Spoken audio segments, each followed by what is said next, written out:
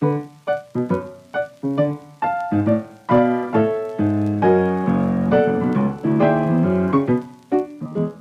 we don't realize how much that individual's hearing loss impacts their significant others. So if day in and day out, I can't talk to you unless I'm facing you, I've got to stop whatever I'm doing, I've got to come to you, and I've got to compensate for your hearing loss. That's not fair, but that is a reality. I hear fine, quit mumbling, don't turn your back on me, and all the things that are signs of hearing loss are also signs of denial.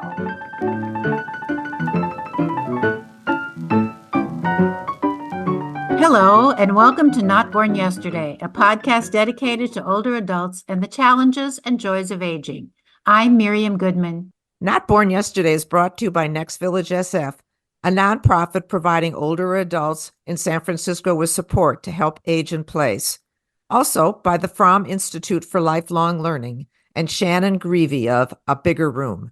I'm your co-host, Lynn Winter-Gross.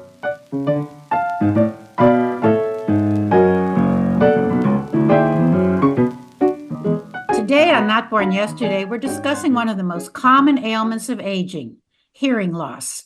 Almost a third of older adults have some hearing loss, but too many either ignore it for years or delay help because they think hearing aids are a sign of aging or are just too vain to wear them. But hearing loss can lead to other losses.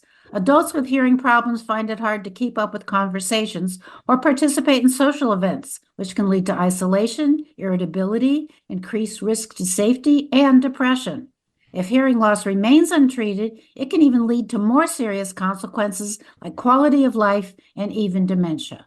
Our guests today are specialists in hearing loss. Dr. Kathy Kurth is an audiologist in Scottsdale, Arizona. Lisa Ilanes is a state licensed hearing aid dispenser in Dr. Kurth's office. Both experts work to improve the quality of life for patients experiencing hearing loss. Kathy and Lisa, welcome to Not Born Yesterday. Thank you for having us. Yes, thank you. Let's begin with the most basic question. What does cause hearing loss? There's any number of causes of hearing loss. It can be genetic. It could be one of the most common, noise exposure over the years, one too many concerts, 200 too many concerts. It can be different medications, so people who might have had chemotherapy or some of the more serious antibiotics. So many different causes of permanent hearing loss that cannot be corrected medically or surgically. So I mentioned at the beginning that there are physical and emotional problems that are caused by hearing loss, like dementia and social isolation. Can you remind us of the consequences of not hearing well and explain why this might happen? Well, for many people, they start to isolate. They start to withdraw from many of the activities. I don't go out to restaurants anymore because I can't enter into the conversation. I don't like going to the movies anymore. I'm not following the dialogue. And before they know it, they're sitting home, not participating with the family, with their friends, in the social engagements that they used to love, they're now avoiding. So that can really have an impact both on the individual and those closest to them that are also being isolated. I also feel like stimulation in the brain is decreased because of those activities that she was talking about, and you are now not partaking in them, and you're missing sounds that your brain needs for stimulation at all times. Something as simple as a page turning in a book, your brain needs to hear that information. And when you're missing it, that's when we're seeing that correlation with cognitive decline. So that's how we understand how hearing loss can lead to dementia. Yes. Because the brain isn't being stimulated, because you're withdrawing. Absolutely. And think about the brain, think about any muscle. The more we work those muscles, the more we have the strength in those muscles. The more we work our brain, whether it be in memory, it be in hearing, vision, we need to continue to stimulate the brain with language or we start to lose cognitive function. So many people may not realize they can't hear as well as they should. You know, like people who get glasses for the first time say, oh, look what I can see. I was missing all that before. But with hearing, people don't realize it. Maybe they start to say to somebody, would you repeat that? But How does somebody know if they have a hearing problem, or maybe they're just not paying attention? Often they will be asked to go into the office by family members who are recognizing what they're missing, because if you miss something, how do you know you missed it? If you're asking others to repeat, it's a habit that you've created over time that you don't even think about. If a hearing loss can take 10 to 15 years to progressively get worse, it's not like you just woke up with it today and said, oh my gosh, I got to call the doctor. Something's wrong. I can't hear. So our brain is adapting to these changes without our awareness, but everybody else around is aware. Absolutely. It almost becomes your new normal, right? So, what are some of the common signs of hearing loss? How does somebody know that they have hearing loss? They're not responding appropriately. They appear to be bored. They're not paying attention. They come up with an off-the-walls response to a question or comment that wasn't made, and that's what they're responding to. So now it looks like they're haven't got all their marbles upstairs, so to speak. So we don't see hearing loss. Hearing loss is invisible, and everybody around will assume anything but, oh, he or she has a hearing loss. That's all. I think also some of the common things I hear from patients is, I hear just fine. It's just the new generation just mumbles so much. Everyone is talking quietly. They're turning around when they're talking to me. That's why I'm not hearing. Has nothing to do with them and themselves. And I think that's kind of the first step, right? Is they're in denial. And then eventually, once we do the hearing test, then it actually proves that maybe it's not everyone else. It's actually a hearing loss. It's usually the family members that are trying to help and encourage them to come in. I look at how many patients over the years that have been referred by others who have done something about their hearing and are literally paying it forward, say, go get that hearing test because you might have a hearing loss.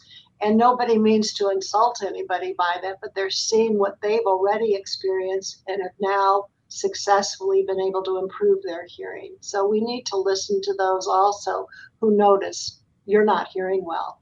Why don't doctors recommend annual hearing tests for people? I've never been asked by a doctor to have a hearing test. It's a good question. We work a lot with physicians, and one of the things that we need to do is educate. The physician has so many physical aspects of that patient to attend to. Usually hearing is the last one. They may look in their ears, but not really sit down with them and say, are you having difficulty hearing? Is this impacting you or your family? For whatever reason, we need them to better understand that you don't ignore hearing. One of the physicians in our building right here knows the importance and makes sure that most all of his patients, usually over the age of 60, get a hearing test. So make it a routine part of our physical yearly. And like getting a prescription for glasses, for example, which you can do in one visit, being fit for hearing aids sounds like it takes several visits. So, Lisa, why is it so hard for people to figure out how to adjust the hearing aids? Sure. Well, one, I mean, it is a possibility for someone to be tested that day, get the results that day, and to be fit that day if we have the current technology or color that that patient is looking for. But when we look at multiple visits during a trial period of hearing aids is because it's not a one size fits all. We are actually rewiring the brain. So what I like to tell some of our patients is you may have an identical hearing loss to the person sitting right next to you, but you may not like the exact same sounds that they like. So that's why we really want to take the time during that trial period to fine tune them on what they like and what they need until we get it right for that specific hearing loss and that person and how they process sound. So have hearing aids changed over the years? Is there the new technology affected or impacted how hearing aids are produced and fit? Absolutely. We all are striving for, I want to understand in noisy environments. Most hearing aids one-on-one in a quiet environment will do fairly well. But if you go to a restaurant or you go to a social gathering or anything where there is noise or multiple people, most of our technology in years past did not help to sort out the speech from the noise. How do you take a noise and reduce it to enable us to hear the speech better? very, very complex, and we're seeing technology today doing a phenomenal job where we can give people back as much residual hearing short of normal hearing as is possible. Is there anything we can do to prevent hearing loss? Absolutely. I mean, if it's kind of what Kathy said, one of the main causes is exposure to loud noises, then we're going to encourage you when you are in those noisy environments to wear hearing protection. You know, we have a lot of patients that either go hunting or shooting, double up on that protection. Wear the foam tips and wear the earmuffs. Protect what you have left. When you're listening to your Bose headphones or your AirPods, try not to max it out to 100%. Reduce it a little bit so that it's still audible, but it's not damaging the hearing that you have. Do AirPods affect hearing? Yes, and they actually have a meter on most iPhones that will say, hey, you've been listening at a decibel that's too loud that can cause damage over time, and you should turn the volume down. Now, I know a lot of people who turn off that notification, but leaving it on is important because you don't want to be exposed to that loud of a sound for multiple hours throughout the day. This is one of the few treatable causes of hearing loss. Turn down the noise. Try to avoid very, very loud noise exposure. Many people worked in environments in their work machinery and a lot of different heavy noise environments. I have a gentleman that's coming in a couple of days for ear protection for concerts. One in particular coming up, Grateful Dead at the Sphere. That's going to be incredibly loud, and he knows he's done damage with all these concerts over the years. So it's very slow in change, so nobody recognizes the damage they're doing. I'd also like to piggyback on that is in terms of earplugs and hearing protection, we have custom ear molds now that have filters on them. So we can filter out how much noise we still want to allow in. Like she said, going to that concert, you still want to hear the music, you still want to hear the lyrics, but you want to protect your hearing from the louder sound. So we can adjust the filters in there depending on the environments that they're in. That's funny because I was just in Nashville going to a lot of concerts, and in the hotel, they leave earplugs there for you. Yep. Yep. You said family members frequently bring in people for hearing aids. What do you recommend to somebody who's married to or a friend of somebody who keeps saying what? And how do they get some? And then the person says, no, I'm just fine. I don't need hearing aids. What strategies should friends or family members use to get somebody into an office of an audiologist? Unfortunately, it can take years. So we can tell them this is what we feel you need to do. Let's get that baseline hearing test. But again, it's their decision. So all we can do is encourage, recommend. I haven't had anybody that's been dragged into our office yet, but it almost seems to come close to that. Once they do get that hearing test, they start to learn, they start to recognize that maybe they're not hearing as well. It's a process. There's no way to say, you're going to go get a hearing test or else. Yeah. The other thing I don't want to encourage, but I've seen people do in the past, is the significant other or family member will schedule themselves in an appointment. But really, they're bringing in their partner with them and say, why don't you get your hearing tested too? And then we can get to the bottom of it. And sometimes that works. But we don't realize how much that individual's hearing loss impacts their significant others. So if day in and day out, I can't talk to you unless I'm facing you, I got to stop whatever I'm doing, I've got to come to you, and I've got to compensate for your hearing loss.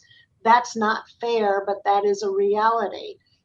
I hear fine, quit mumbling, don't turn your back on me. And all the things that are signs of hearing loss are also signs of denial. Absolutely. And I really think it does affect the family member because you might say, I'm not even going to talk to them anymore. It's so hard. I have to walk right, be in their face, stand in front of them. If they don't want to get hearing aids, I don't even need to talk to them. It can be very depressing. Absolutely. It can ruin relationships, and we've seen lots of anger. Sometimes we feel like we need to be therapists here in terms of how we deal with both the patient and the family, because it is a very stressful, difficult situation for both of them. One thing I used to say there should have been a Saturday Night Live skit on people sitting around when they were creating Medicare saying, what's the most common thing to affect older people? Oh, hearing loss. So yeah, let's not cover that. That's a good one, actually. But there's more because they don't believe in covering vision and not for glasses. They don't believe in covering dental. So all the things that we need, but there still are a lot of insurances out there that will help beside Medicare. So we work with most of those insurances, and anybody should be encouraged, the audiologist or the clinic they go to, find out what insurances they may cover because it will help. It's not something that everybody can afford, and we want to make sure that nobody is denied better hearing. Yeah, I wanted to ask you about cost. Many people hesitate because they say it just costs too much. I hear figures from $12,000 to $7,000 to $200. Get them at the drugstore, get them at an audiologist. What about all this? Why is their cost so different?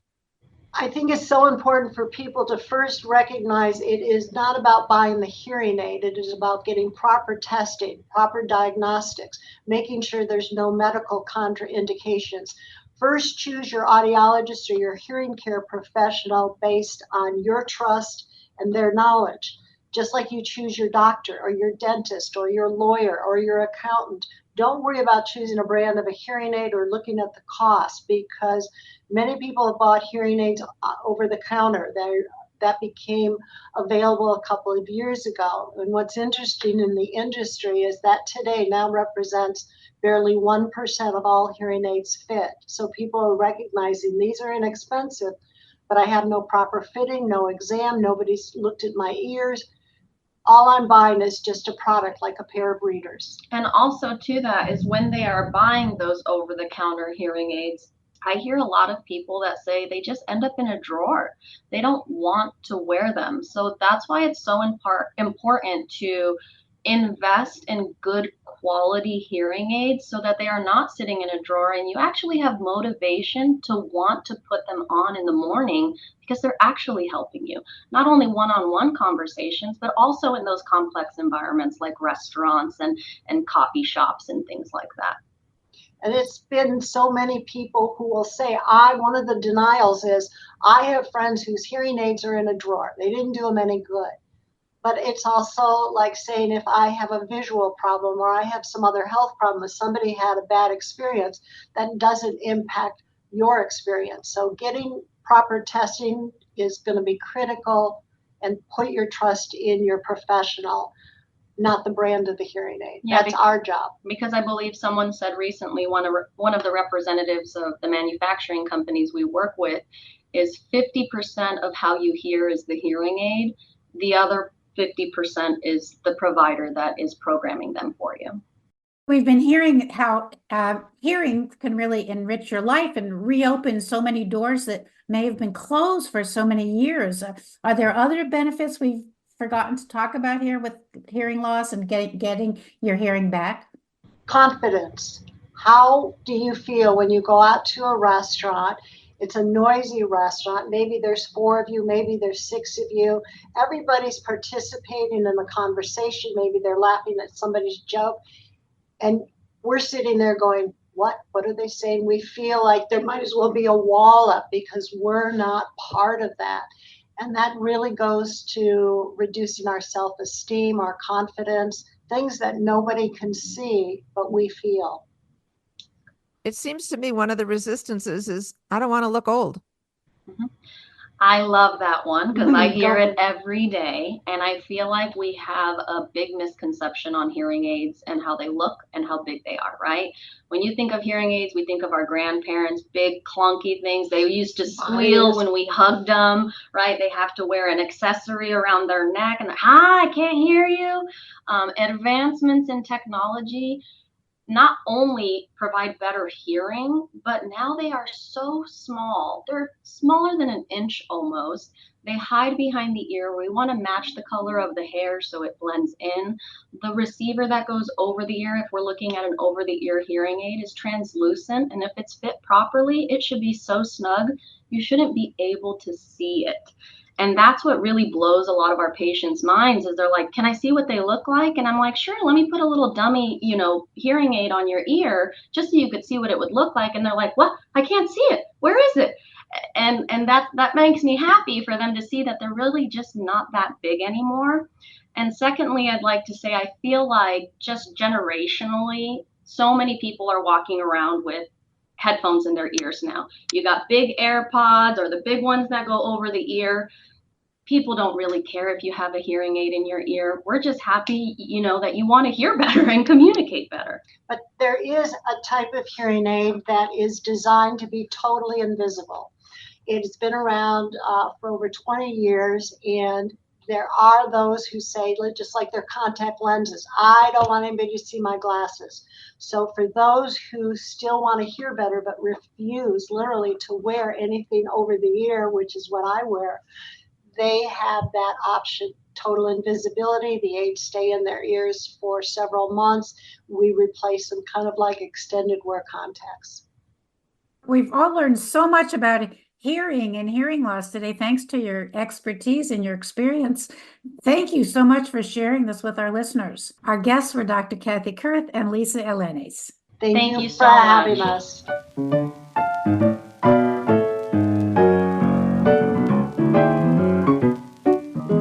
Today on News You Can Use, we want to share a recent study from the Center for Disease Control. The group studied supercentenarians, people who have lived beyond 110 years, and they are sharing their habits to help all of us learn more about aging and longevity.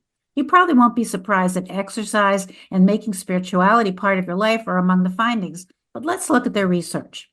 First, life expectancy in the United States is at 77.5. This is below the pre-pandemic levels, but it's still rising a bit.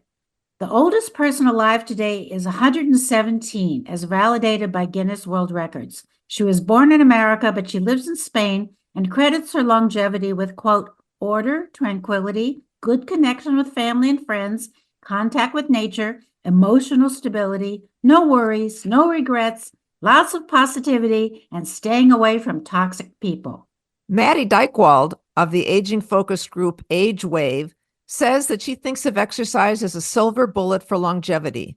Regular movement of all kinds can lower your biological age, as well as reduce your risk of cancer, stroke, heart disease, type 2 diabetes, and osteoporosis. In addition, exercise can boost your mood and reduce the risk of muscle mass loss. Japan's oldest known living person, Tomiko Ituka, is coming on her 116th birthday. She's been physical all of her life, from playing volleyball as a student to trekking as a senior. According to the Gerontology Research Group, Ituka was in her 80s when she participated in a pilgrimage of 33 Buddhist temples, twice. At 100, she reportedly climbed the long stone steps of a shrine without a cane. Born in 1908 in Brazil, Ina Canabara Lucas, also known as Sister Ina, is 115 years old and currently the oldest known living person in Latin America and the oldest living nun, according to Gerontology Research Group. Spirituality of all kinds can be powerful for those who embrace it. It gives them a strong sense of purpose and a feeling of connection to a power greater than themselves. Again, according to Maggie Dykewald, having a strong sense of purpose and meaning can add years to your life. It can also help you manage negative stress and help you feel more resilient, which helps you live better longer. Venezuelan supercentenarian Juan Vicente Perez Mona, who will turn 115 years old soon, is the second oldest Latin American and oldest living man in the world. Perez Mora credits his long life to working hard. Although work is often thought of as a root cause of stress, there is a plus side as well. For many, work provides a strong sense of purpose, which has been shown to increase longevity. So now you have it, the advice from those who are actually living longer and well. While you may not want to begin trekking today, just knowing there are some things you could do to increase the length of your life, and it might be interesting to try.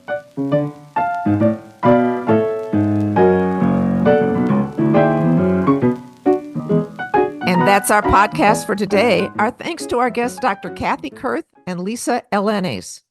You can learn more about Next Village SF at their website, nextvillagesf.org, and check out the FromInstitute.org, which offers a wide range of learning opportunities for older adults. Our theme music is from Hook Sounds, and Jason Dahlstadt is our engineer. Shannon Greavy of A Bigger Room is our social media consultant. And we thank you for listening. We'd love to hear what you would like us to discover and discuss. Please contact us at notbornyesterdaypodcast.org and follow us on Facebook and Instagram. And subscribe wherever you listen to our podcasts. All of these are free and help us know our audience better. Be well, stay strong, and remember, you weren't born yesterday. I'm Lynn Winter Gross. And I'm Miriam Goodman.